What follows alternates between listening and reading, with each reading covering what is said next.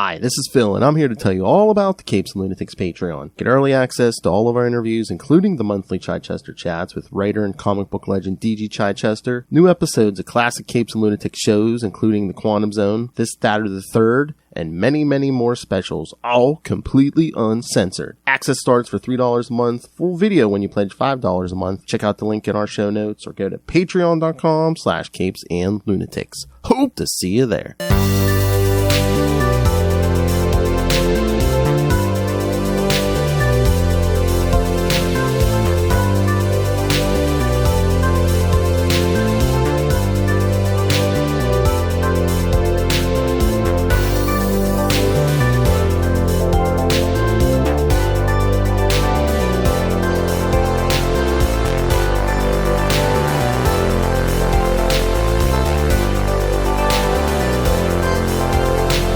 Full stream ahead. I'm your host, Mozz, and with me as always is the lovely and talented Lilith Hellfire. Hey How are guys! you, Lilith? Are you ready for one last ride aboard the SS Full Stream Ahead for the season? For the season of Poker Face. Yes. One last ride for Poker Face. One last ride with Charlie Cale. I gotta say, I really dug this episode. It felt satisfying. I think I got everything I wanted. And the way it leaves you off, also brilliant. Absolutely freaking brilliant. Vicious cycle, but perfect. Yeah, because this wasn't gonna end when you think about it, right? I didn't need anything more than that. Just that they gave you exactly what you want. They didn't care if it came off like, predictable or cheesy. No. That's exactly what I wanted. Thank you for giving it to me. That's exactly what I wanted. But I absolutely loved this episode, and I can't wait till next season. I love that it's set up just like I guess seasons of Kung Fu, right? Yeah, got to keep going from town to town. But anyway, this is episode 10 of Poker Face, The Hook, directed by Jimmy Bravo. Yeah, all right. So yeah, that's a good segue. Let's talk about the songs in this episode. So I noticed Bob Dylan and Blues Traveler. Okay. I What else noticed Walk On by Neil Young and Lavender Blue by Sammy Turner. Ah. Okay, so like when he's sitting in the car, he sings the lyric to Hook by Blues Traveler. Yep. Right? And then at some point, I forget where it was, but there was Bob Dylan's Don't Think Twice, It's All Right. I think it was a cover of it. Yeah. But it's a really good cover, too. All right, so it's been clearly, they give you, it's like 2 months since she's been in the hospital.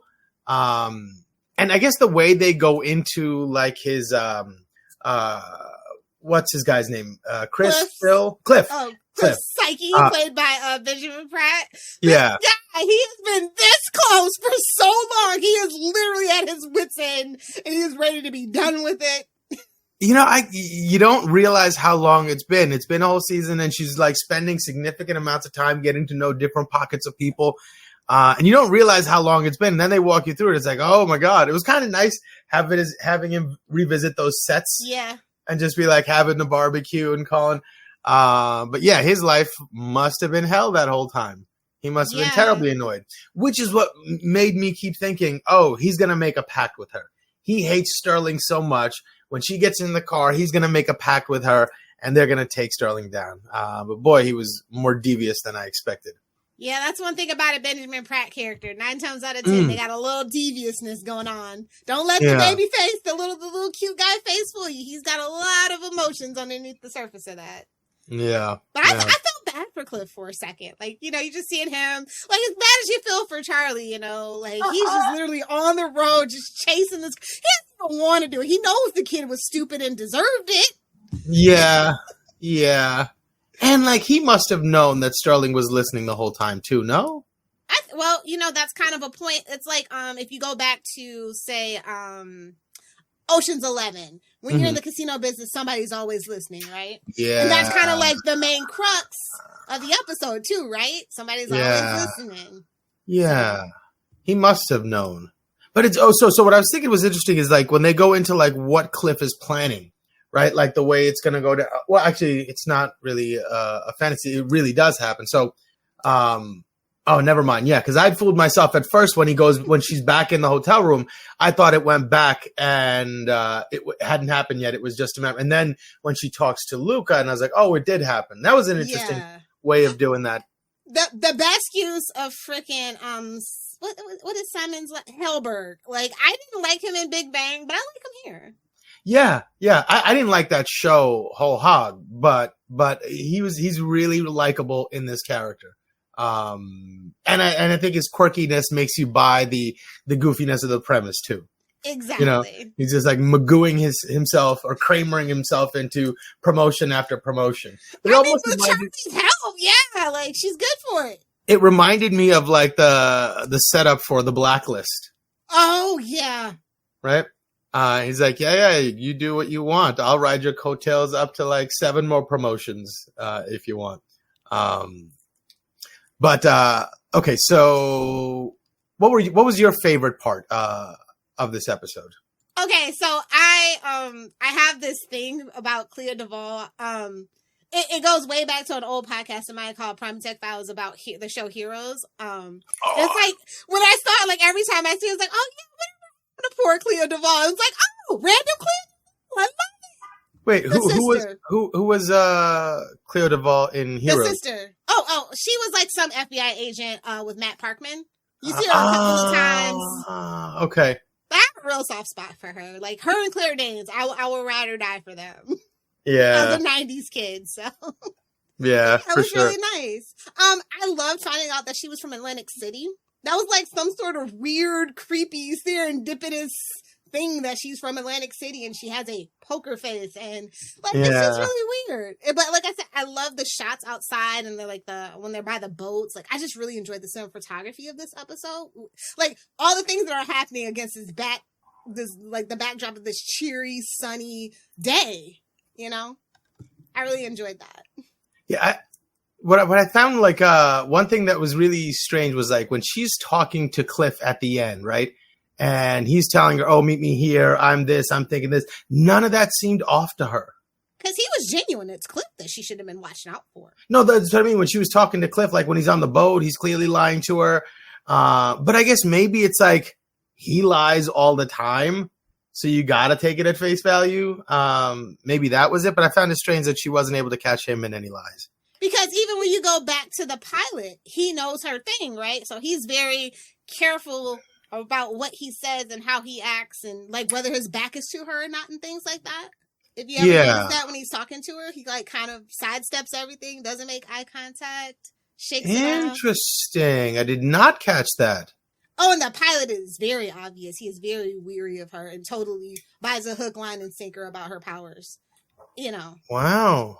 Yeah, but that's fascinating that he tries to constrain all his expressions as best. Maybe he's gotten really good at fooling her. I mean, he must have had practice over all these years, practicing with little lies and see if she goes, bullshit. Yeah. Or not. Huh. That is fascinating. I enjoy their dynamic, Cliff and Charlie. I really do. It's just an unfortunate set of circumstances, but I thought that they, like, he really, like, even though he's not, like, a big guy, he like, is very menacing and has that, like, you know, that silent, tough guy demeanor down pat. Love it. Love that for him. I really was hoping that they would have, like, a reconciliation and do, like, a buddy cop kind of thing. I think they'd be so good together, you know, with his sort of, like... He's a snake, Mozz! He's a snake! I know, but then what if you're on the side of the snake, you know? What's that? The frog and the scorpion? Why'd you do? I'm a scorpion. What'd you expect? That is true. I mean, like, look what he's doing to Sterling, of course. Exactly. Sterling kind of had it coming. I'm sorry. he puts this guy through it. Cliff thinks he's going to get the satisfaction, and he just 180s the poor guy. And he's like, you know, I wouldn't be able to work with Charlie after I've been on the road for like a year and a half chasing her. And she gets away with killing the boss's son, no matter what it is. It's still a statement. Yeah, I don't know, but it just seems like that person would be so valuable. I'm surprised she hasn't ended up in a higher station or in a more dangerous situation. Well, it just seems like we thought we might have been going at the end, but she's like, nope, time to smash the phone and hit the road again, baby. Yeah. She needs to work with Luca, though. I would love to see like him be a recurring character the next season, and they do the whole Blacklist thing where she chases them down terrorists or whatnot. So anyway, Clips gets her there, and that moment was cool when Sterling finally talks to her. Yeah. thought she was done for. Like, you could physically feel her shaking in her literal boots, you know? Yeah. She's like, well, this is it, boys. I kept thinking to myself, why is she just going along with it? But then I keep thinking of like Donnie Brasco, right? Mm-hmm. When Shorty knows he's going to die, but he takes off all his jewelry, he says goodbye to his wife, and he knows he's got to go. That's the price you pay, right? And he was too good of a soldier to not pony up when he needed to. So, but that's what it reminded me of. But the anger and the incredulity in her voice when she's like, wait a second. You never, so why the hell were you chasing? Because you were running. He's like, no, I was running because you were chasing me. What in the hell? And then it makes me think like the 5 families must have been mad at him. So he held off meeting with them for a whole year and a half. And then when he finally caught her, he's like, okay, yeah, fine. Now we can have our little meeting when I got my little tooth detector over here. Yeah. I mean, thus the opportunity for Cliff to like backstab him, you know? Yeah, I guess so. The plot doesn't move on, I guess. But so it's such a ridiculous thing to have gone through for nothing. But it was a pretty clever plan by Cliff, though. Like when she pulls the gun out, I'm surprised Sterling didn't immediately like, oh, something's up, right? Yeah. Well, you know, it's also dark and it's like flashing and it's like all this stuff going on. So it's like, yeah. I can forgive him for like not being on top of that. And like even her faculties were like very rattled. Cause like she should have remembered, you know, grabbing the gun in the glove box. And I kept thinking to myself, why is he like, obviously when he to like first has her touch the gun. I'm like, okay, yeah, he just wants you, like clearly he wants your fingerprints on it. Why would you touch the gun? Like the first thought I had was I would have like grabbed my sweater and been like, I'm grabbing it with that. But I guess he primed her before by charging the emotion and saying like her friend. Yeah, exactly. And he's like, you're the one who killed him, right? And he's like, and what a beautiful way to deal with it too. Like, I don't want to deal with your stares and your eyes this whole 5-hour trip we got to take to get back to Vegas, right? So I'm going to give you the opportunity. I know what you're capable of. Here's the gun. Do me right now, right? Okay, are we done? Moving forward, all right? Like just to nip the problem in the bud and not let it become a festering thing. And it's no tension there because Charlie's not that kind of person, but she really did care deeply for Natalie. So I was like, ooh, maybe. Yeah. Because I was like, she's got to stay on the run somehow. Yeah. But you don't want it to be for something she actually did because she didn't force his son to jump out of that window. He thought that was his only option. Where if she actually killed Cliff, you know, then she actually is. At the same time, in that moment, you know you can get away from almost certain death, but you have to kill this other person to do it. Right. And he is not clear of sin, right? He's the one bringing you to slaughter, right? So he's not like an innocent person that you'd be killing, but if you kill this person, you get to live. I don't know if I'd be able to not do it. Don't kidnap me and put a gun in my hand. Yeah, exactly. Right? That's a. But Charlie has this real sense of morality about her. She has like she's like, hey, I wouldn't know where to put her on the scale. She's definitely chaotic. Yeah, but like definitely chaotic good, right? Yeah. And after what her sister said, I don't know. There's some more backstory. Yeah, what did she do to her father? Like, but like, oh man, those were some dark implications in that conversation, right? Yes. Okay, I'm glad I wasn't the only one. I was like, have I been watching too much true crime? No. They were that. Oof. That was rough. Because man, they implied so much with just their demeanors towards each other. Yeah. Do you think she like thinks it's an act that like she still doesn't? She can't. The sister she can't believe it. Right. She can't bring because of whatever happened with the dad. She cannot believe it. Right. Even if she wants to, she can't. And then you throw that context on top of like I'm just showing up, crawling underneath your house, right? Like hadn't met her niece in forever. You know the whole thing. And the hair roller, like, it could not get worse. It could not get worse. I really didn't know where they were going, honestly. Once her sister, like, kind of turned her back and, like, kicked her out, I was like, where are we going? Yeah, who can you call? Start racking your brain for, like, people she met in earlier episodes. But, like, what? I was really hoping the truck stop lady would come back. Man, that would have been the season. Coolest. I love that lady. She was the coolest. She was so badass. She's like, we're not going to make out. Yeah. We're not going to make out. Nah, she took no guff from nobody. Yeah. I would love to see her come back. Yeah, maybe that's the seed, and Charlie eventually maybe by the last season she saved up enough money to like have her own little truck, and kind of as an homage to that lady, maybe.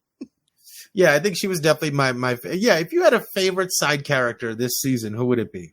It's definitely Luca and the truck stop lady. Those Oh, are my two faves. Although Luca. my favorite villains are the two old ladies, Judith. Oh, they were awesome. Oh, geez, they were old awesome. ladies. I love it. Those are my favorite villains for sure. I think my favorite villain, I think the most devious and the most evil was the theater lady. Oh yeah. The theater lady was definitely like the scariest. I would not want to like lock horns with that lady. I mean, I wouldn't even know where she got me from, you know? I had no idea where the shot came from, but I'm done. I'm out. That lady was scary. Yeah, they really set the episode off though, like after we kind of get that little bit of a recap and then he shows up at the hospital like, your bills have been paid for. She's like, oh no. Yeah. Like obviously nobody's paying, if you live in America, nobody's paying your medical bills except for maybe GoFundMe. Right, especially if you're listed as a Jane Doe. Exactly. So it's just like, oh, you just see the look on her face and she's like, just all you've been staying here for 2 months in a room by yourself with a TV. Who do you think you are? Where do you think you are? At the risk comparatively. Yeah. But so she runs, and then like I still find it weird that she still trusted Cliff. I mean, did she even have a choice though? She could have just kept it moving, you know? True. But she reached out to him like, see that part, like, I guess again, it makes me think like there was so much happening that she was rattled that even sometimes like things that are staring at you in the face, you don't notice because you're emotionally moved from center, I guess. Yeah, but I definitely didn't bet on Luca being the guy to come save her, though, for sure. I was not betting on that one. Yeah, that was a nice little surprise. A bumbling idiot. So you're just like, oh, I hope he doesn't die. Yeah, like that's just what we need. Another one of her friends dying, and it's more guilt. And then we're in this vicious Spider-Man cycle of, with great power comes great responsibility. I must be alone. I can't make friends. Kind of thing. And I'm just like, I didn't need that. So I was pleasantly surprised about it. Well, so I thought the way that they caught Cliff, like the conversation was a little weak, didn't you think? Like I thought there would be something more interesting in how they caught him, or maybe explain it better. But they're just like, oh yeah, there was a tape. You were on. That's you, right? All right, we got you. And I was like, all right. What's the line? You know how they caught Al Capone, right? Tax evasion. It's one of those things. All right, fair enough. Yeah, but I thought that was kind of it weird. was a little weak, but yeah. We have to wrap it in a bow to get to the next villain too, and he's kind of like that transitional bridge. So everything else was good though. But yeah, no. I mean, it was phenomenal, but I just thought that was weird. That and like so the hair roller ring that she got from the bridal party, it was soft, right? But she punches him with it, and it busts his eye. I was like, that was a little strange too. It must have been one from the 80s. Maybe. They don't make them like that anymore. Because at that moment I rewound. I was like, wait a second, what did I miss? What did she hit him with that she gashed his face open? Oh, you mean the soft rubber? Well, your face is pretty soft, and it's a lot of superficial bleeding too. Yeah, it always looks worse until you clean it off, all the blood off, and see what's actually going on with the facial wounds. So I could buy it. I mean, he seems kind of vain, so it's kind of like my face, not my face. Wow. So I guess like the story is after the son died, they needed somebody else, and they'd been trying to poach Cliff for a while, I imagine. And finally, he returned their email going, "Hey, let's have lunch." I guess that's how that went down. Because but first, my white whale. Yeah. Or no, the patsy. He would have let her go if he didn't need a patsy, I think. Yeah. I wonder what they would have done if they never caught her. Like how long he would have been like, okay, we got to end this now. Find some way to kill this guy so I can return. Cliff would have just had to done the dirty deed, and he would have had to take him on vacation. Couldn't have done it in Nevada, obviously. He would have to take him somewhere and do it himself, and he just wasn't in the mood for that.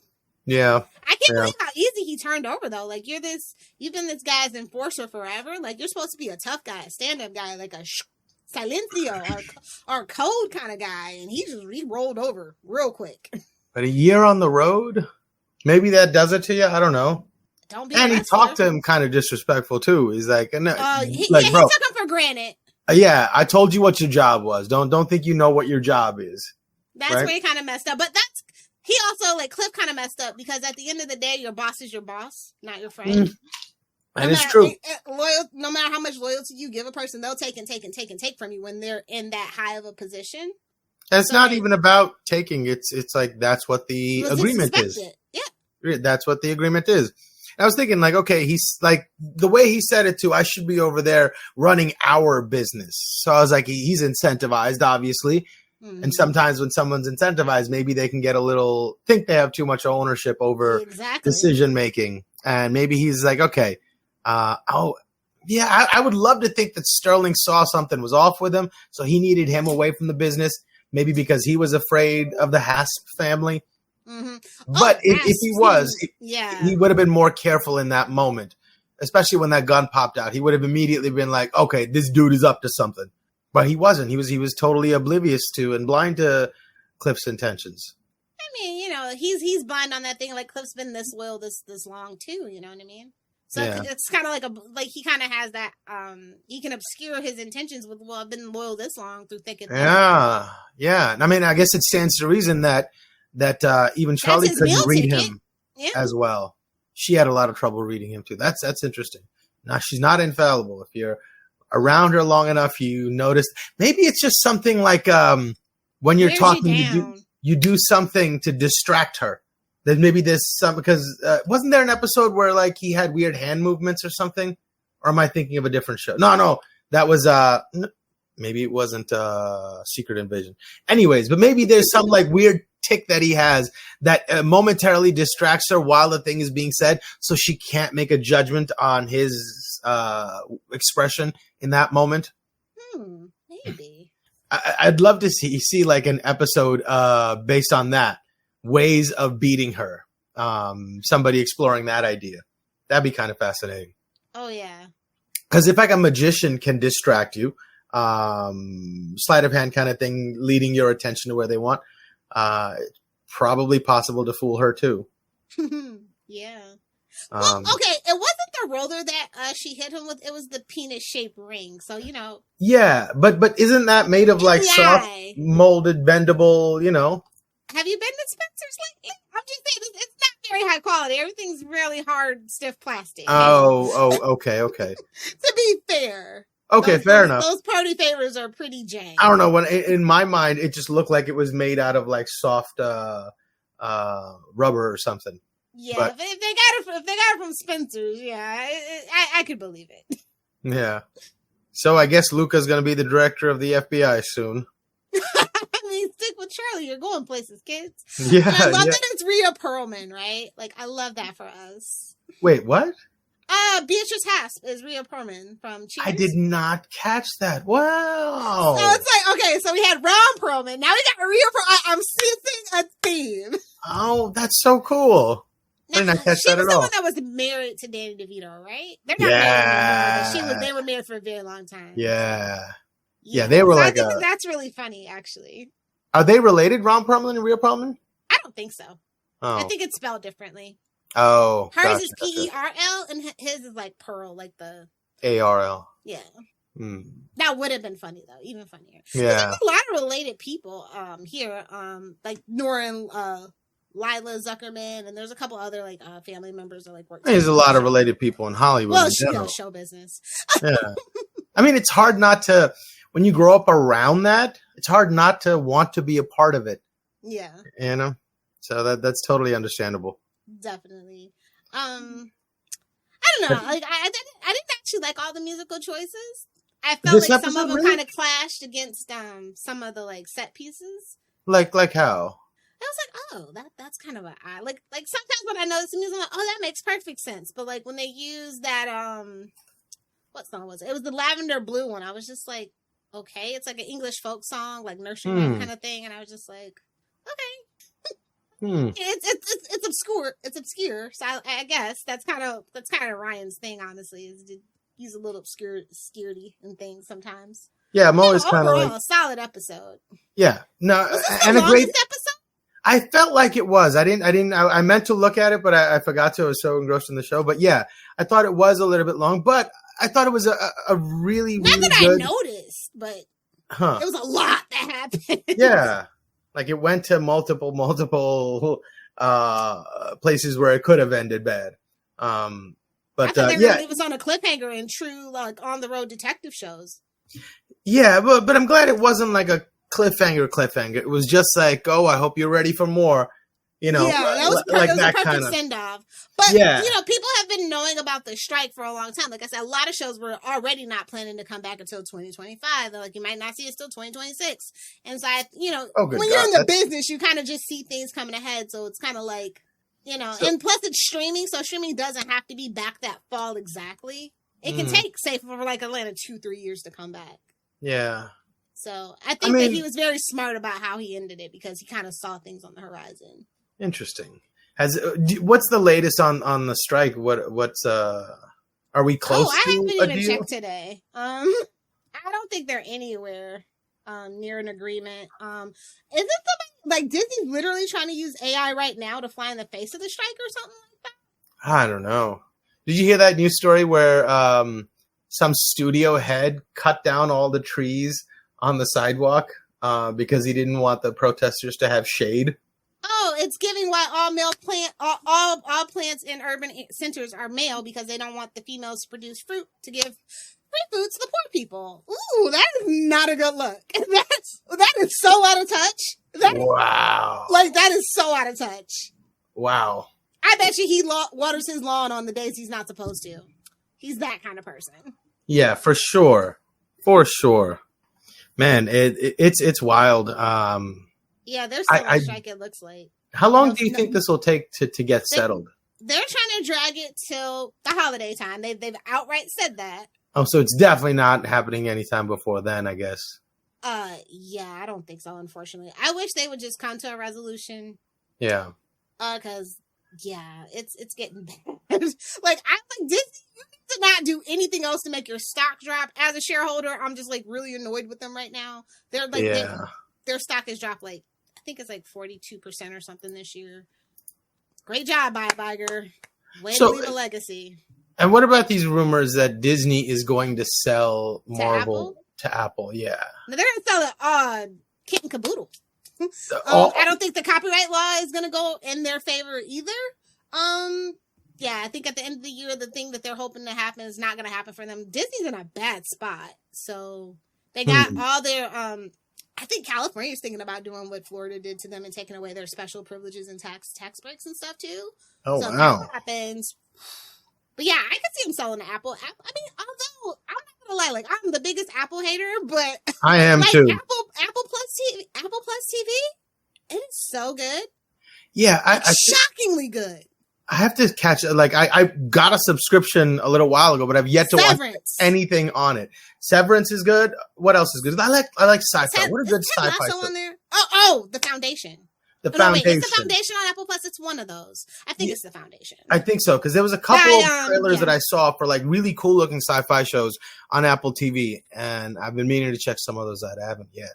Yeah, it's Apple. It's Apple TV Plus. There was a couple of other ones too that were really good. I can't think of, but yeah, I like shockingly good when I saw their roster, and I'm just like, they've been trying to get because like they're trying to get into like the subscription business, right? That's what they've been doing for like the last 5, 6, 7 years, and what a great haul to have if you could buy Disney outright and actually not have to build a Disney Plus platform already, like a more widely available to all the world kind of thing. And get ESPN Plus too. Oh, they're trying to sell that separately because that's its own thing, and I totally get it. They're trying to sell off ABC TV as well. Oh my word! Yeah, it's bad. So it's just like, guys, like read the room, come together, and let's like try to salvage this whole thing. Yeah, do you think the strike puts pressure on Disney to be able to sell? Well, like I said, they're trying to do AI stuff, like even though that's what they're literally striking about. So that puts a different spin on Secret Invasion having an AI created title sequence. That people hate it. Right, I didn't mind it. Maybe it's because a lot of people hated it. I know, I saw it. Maybe that's why I didn't mind. I could do better in character AI in 20 minutes. For sure. But there was something about the otherworldliness of it. Like when AI creates what it thinks of the world, it's always kind of off in some significant ways that like touch off your sensors of like, this is The not uncanny human. valley, yeah. Right. I think maybe that was the point they were going for. I didn't contemplate that people were mad because AI made it and a person didn't. I didn't connect the dots then. But to me, I thought people just didn't like it because it was made by AI because they thought it was lazy. But I thought it was creepy and weird. So, like, the thing about, like, visual effects and, like, animation, the things that could potentially seriously be, like, kind of automated and taken over by AI are the jobs that are at the biggest risk. So I definitely think that needs to be restructured. And the people that are left doing it, you know, that's why some of our stuff's so far behind since the pandemic. Like, people just quit. They couldn't take the pressure of it because they're getting paid less and less and less. And as the, you know, cost of living around the world goes up and up and up and up. And we're in a recession. And everybody's cutting... You know, so it's like, you got to read the room. Yeah. Like, people are like, I've been on a Disney hate bandwagon, like, by myself for the longest time, and now everybody's kind of coming around, and it's just like, well, this might be too little too late. You guys should have listened to me sooner. And I'm like, yeah, you guys probably, you'll catch Got to listen to the internet granny. She'll let you know. Yeah, I'll let you know. But yeah, so, in Peacock, They've kept their head in the sand like they're an ostrich instead of a peacock. But they've got a couple of solid things, but only a couple. So I feel like they want this to resolve as fast as possible. Like a couple of other studios, but then there's just like the big studios who take the big chunk. Like Marvel's not making those $1 billion movies anymore. Yeah. They've set their franchises in a place where it is not about the actor, it is about the character, and I think that was very specific and strategic, and it's a little scummy. When you like try to think about it in retrospect, they're like, they kind of saw this, and so they're trying to do this whole thing. So I have a lot of feelings about the studios. Like, they just need to give the people the money. Give the people the money. They have it. All these tax breaks that they're making, they have it. I guess the studios are just like, we're insulated from the pandemic. We're insulated from the recession. We'll just keep taking and not giving. I feel like I'm glad for the success of the Barbie movie. Maybe not so much Oppenheimer, but it kind of like, because there's people that work in the theaters. So I don't want them to go because they just went through the whole pandemic thing. So there's right. The theater by my house just closed down. So it's like, you can't be for one without the other. So it's kind of like, I want the movies to succeed and thrive, but I want everybody to succeed and thrive, not just the studio execs. Yeah. And so I want to support the studios that seem like they actually are being held back behind the other big 3 to 5 studios. They're like, no, we're not giving in. We're gonna wait till they're poor and they can't pay their rent. Oh, what a thing to have been responsible for having said, "Arg, matey." That's insane. Like, he knew that was gonna go public and he decided to say those words. That's outrageous to me. Yeah, it's crazy. Like, no media training whatsoever. That's like, how can you? They do have it. They just don't care anymore. The whole facade is just falling apart. Like the human decency, the niceties. Yeah, it's gone. Man, this is wild. What wild times we live in. So I'm scared how that's gonna affect. Because Ryan, he likes to put that into his work. So I don't know if season 2 is going to be more meta, the trauma of going through this whole thing of, potentially having this a couple of shows that kind of have hit their stride and have all this, and now they have to kind of put it on pause. Not that they necessarily want to, but he's a writer as well, so he can't really work. You know what I mean? Even as a showrunner, all these things. So yeah, I'm curious to see how that. And I hear they had to wrap Deadpool up, all fast, and. Who knows if we're getting the best product now because they couldn't. Because Ryan Reynolds and Hugh Jackman were not allowed to ad-lib because they were writers and executive producers on it, so they had to read the script as is. Jeez, Lou. So, I mean, literally, I think he literally admitted 50% of Deadpool was his ad-libs. Yeah. So, that right there tells me. Oh, man. I love Ryan, and I'm going to go see it whenever they release it, but. I hope they don't release it. I hope they go back and complete it at some other time. Get a working product there and then go reshoot and do a couple of things. And maybe you can even. By the time this strike is up, like I said, it's not looking good for Disney. Their share price, I think, the last time I looked, I don't even want to look anymore today, but I think the last time I looked, it was $82. Good Lord. Down from 200 and I think 23 was the high this year.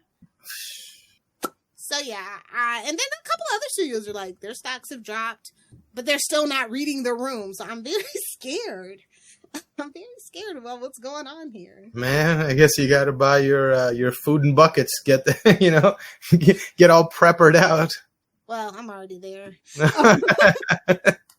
I'll never run out of toilet paper again after the first time. Fool me once. Yeah. Shame on me. Can't happen a second time. Won't get fooled again. Exactly. But yeah, I really enjoyed this season. I thought this was a perfect capstone. Because it is an on the road kind of show, and here's the next big bad. Like, we won't get to see her till the end of season 2. And I love that it's Rhea Perlman because she's just this little lady, but she's so feisty and fierce. So it's gonna be hilarious. Yeah, I'm looking forward to like the different locales they'll take us to, because now I'm assuming they're gonna have a bigger budget, gonna have better cinema, and they already had phenomenal cinematography. I love that we got to like showcase like these wonderful places and shoot them in beautiful ways and really highlight what made these places awesome. So I'm like interested to see what locales they'll choose, having a bigger budget. And I hope nothing happens to the car. Nothing happens to the what? To the car. Oh yeah. Her car is also a character that we love. Yeah. I wish she would have kept that crazy dog. The racist dog. Oh, we're not getting a dog. That was the only misstep of the season for me. Not getting a dog. Yeah, I really like, because he was just like a perfect mirror to her in a way, like a scroungy little, miscreant. Survive anything. Yeah, that would have. I think I rescind my previous statement. I think that was my favorite secondary character this season, was the racist dog, who wasn't actually racist. I don't think. What was the what's that website? Does the dog die? Does the dog die? Yeah, that's an actual website where you can look up if in the movie if it has like a dog in it, does it die? No. So, I don't want you to tell me they all didn't die in my book. That's the way. That's my headcanon, and I'm sticking to it. Except for Cujo. Cujo deserved it. Yeah. How dare you make a movie like that? That's a terrible. That's a mean thing to do, Mr. King. He was experimenting. Yeah, I guess. He was in a silly, goofy mood with that one. I guess. All right. So next, not sure what we'll be covering, but it might be I'm a Virgo on Prime. So look forward to that. But I'm super excited. I hope this whole thing clears out and we can get a second season as fast as possible. I hope Hugh Jackman is in 70 by the time the next Deadpool comes out. Well wishes to everybody. I don't know. You want to take us out? Yeah, absolutely. So thanks for joining us. You can find us on Twitter, or should I say X. More about that on Salty and Petty at FSA Podcasts. You can email us CapesandLunatics@gmail.com. You can always leave a voicemail, 614-382-2727. That's 614-38-CAPES. And don't forget to check out our website at, what is it? It's coming. Hold on a sec.